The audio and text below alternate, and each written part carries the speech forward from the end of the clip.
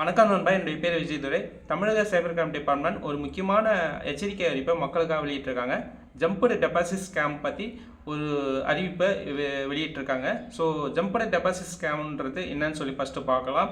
So ஜம்படு deposit ஸ்கேம்னா scammers வந்து உங்களுடைய அக்கௌண்ட்டுக்கு வந்து யூபிஐ அக்கௌண்ட்டுக்கு வந்து மணியை வந்து சென்ட் பண்ணுவாங்க. சென்ட் பண்ணிவிட்டு தவறுதலாக உங்களுடைய அக்கௌண்ட்டுக்கு வந்து நான் வந்து பணம் அனுப்பிட்டேன், நீங்கள் திருப்பி அனுப்புங்கன்னு சொல்லி ஃபோன் கால்லையோ இல்லை மெசேஜ் பண்ணி கேட்பாங்க. அதுக்கடுத்தது அவங்க என்ன பண்ணுவாங்க பார்த்தீங்கன்னா, வித்ட்ராவல் ரிக்வெஸ்ட்டும் வந்து அனுப்புவாங்க. அந்த லிங்க்கை ஓப்பன் பண்ணி நீங்கள் பின் நம்பர் என்ட்ரி பண்ணிங்கன்னா உங்களுடைய யூபிஐ அக்கௌண்ட்டில் இருக்க மொத்த பணமும் போயிடும். ஸோ அவங்க அனுப்பின பணத்தோடு சேர்த்து உங்களுடைய பணமும் சேர்ந்து எடுத்துடுவாங்க. ஸோ பாதுகாப்பாக இருக்க வேண்டியது நம்மளுடைய கடமை.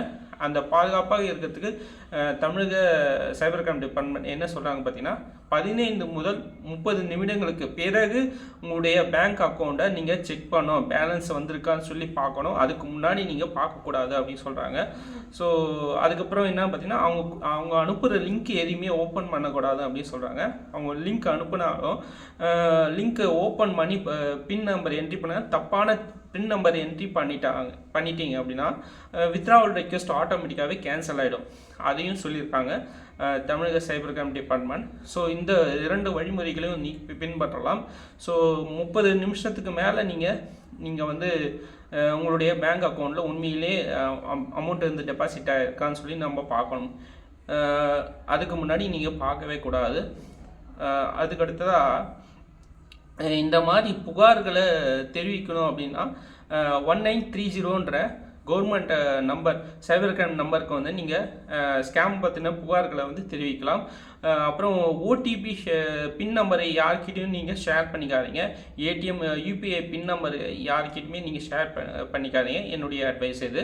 ஸோ இதுக்கு அடுத்தது பார்த்தீங்கன்னா, உண்மையிலே நீங்கள் தவறுதலாக வேற ஒருத்தருக்கு வந்து பணம் அனுப்பிட்டீங்க அப்படின்னா அதை வந்து எப்படி மீட் எடுக்கலாம் பார்த்தீங்கன்னா, உங்களுடைய யூபிஐலேயே வந்து தனியாக ஒரு செக்ஷன் இருக்கும், அதுலேயுமே கம்ப்ளைண்ட் பண்ணலாம்.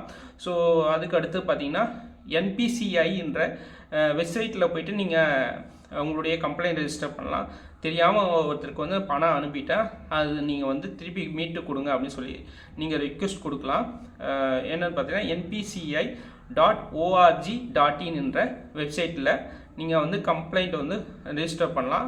அதில் போய்ட்டு யூபிஐன்னு கொடுத்துட்டு யூபிஐயில் கீழே அதுக்கான ஆப்ஷன் வந்து டிஸ்பியூட் ரீட்ரெசல் மெக்கானிசம் அப்படின்னு சொல்லி ஒரு ஆப்ஷன் இருக்கும். அதில் டிஸ்பியூட் ரீட்ரெசல் மெக்கானிசம்ன்ற ஆப்ஷனை கிளிக் பண்ணி உங்களுக்கான கம்ப்ளைண்ட்டை பதிவு பண்ணிக்கலாம்.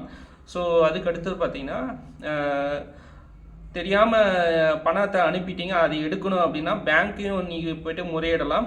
பேங்க்கில் போய்ட்டு என்ன ப்ராசஸ் பண்ணோம் பார்த்தீங்கன்னா, நீங்கள் அனுப்பின பணத்தோட ஸ்க்ரீன்ஷாட், யூபிஐ ஸ்க்ரீன்ஷாட்டையும் ஒரு ஃபோட்டோ எடுத்து பிரிண்ட் எடுத்துக்கணும். அதுக்கடுத்துட்டு பேங்க் ஸ்டேட்மெண்ட்டையும் ஒரு பிரிண்ட் எடுத்துக்கணும். பிரிண்ட் எடுத்துகிட்டு ரிட்டர்ன் லெட்டராக நான் தெரியாமல் இந்த மாதிரி ஒருத்தருக்கு வந்து பணம் அனுப்பிட்டேன், அதை வந்து மீட்டெடுங்கன்னு சொல்லி வித்தின் 48 ஹவர்ஸ்க்குள்ளே 48 மணி நேரத்துக்குள்ளாக நீங்கள் கொடுக்கும் பட்சத்தில் பேங்க் அதுக்கான நடவடிக்கைகளில் மேற்கொள்ளும். ஸோ பேங்க் வந்து அதை வந்து எதுவுமே பொருட்படுத்தலை அப்படின்ற பட்சத்தில் நீங்கள் ஆர்பிஐ கிட்ட கம்ப்ளைண்ட் பண்ணலாம். வித்தின் 48 ஹவர்ஸ்க்குள்ளே நீங்கள் பண்ணும் பட்சத்தில் பேங்க் அதுக்கான நடவடிக்கை எடுக்கலை அப்படின்னா ஆர்பிஐ கிட்ட நீங்கள் வந்து மேற்கொண்டு நீங்கள் கம்ப்ளைண்ட் பண்ணலாம். பேங்க் வந்து எதுவுமே வந்து ஆக்ஷன் எடுக்கலன்ற பட்சத்தில் ஆர்பிஐ கிட்ட கம்ப்ளைண்ட் பண்ணலாம்.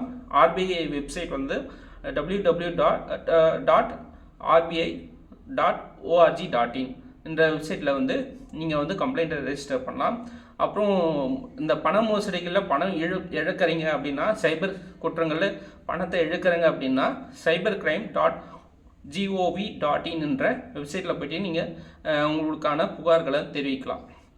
ஓகே நண்பர்களே, இந்த வீடியோ கண்டிப்பாக யூஸ்ஃபுல்லாக இருந்திருக்குன்னு நம்புகிறேன். மற்றும் ஒரு பதிவில் சந்திக்கிறேன்.